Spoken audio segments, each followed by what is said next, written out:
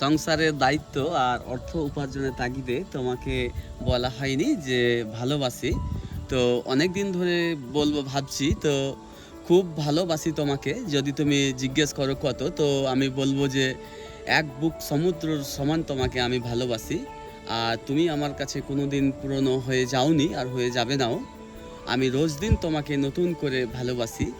আর জীবনে আমি তোমাকে যাই করে দিই না কেন, যতই সম্পত্তি তোমার নামে করে দিই, তারপরেও আমি তোমার ঋণ কোনো দিন শোধ করতে পারবো না। কারণ তোমার নিজ পরিবারের ত্যাগ আর আমার জীবনে আসা আমাকে চিরঋণী করে দিয়েছে। আর শুধু আমি নয়, পৃথিবীর কোনো পুরুষই তার স্ত্রীর ঋণ শোধ করতে পারবে না। তো যদি আমি দ্বিতীয় জন্ম পাই, সেটা একটা শর্তে নিতে চাইবো। যদি সেই জন্ম আমি তোমাকে জীবন সঙ্গী হিসাবে পাই। আর আমি সবাইকে বলবো যে জান্নাত পেতে হলে ভালো কাজ করতে হয়। আমরা এই পৃথিবীতে যদি ভালো কর্ম করে মরতে পারি, তো আমরা জান্নাত পাবো। আর আবার এই পৃথিবীতে বেঁচে থাকাকালীনই জান্নাত পাওয়া যাবে যদি আপনি ভালো জীবন সঙ্গী পান, ভালো স্ত্রী পান। তো এভাবে আমার পাশে থেকো, আমি শেষ পর্যন্ত তোমার সাথে থাকবো।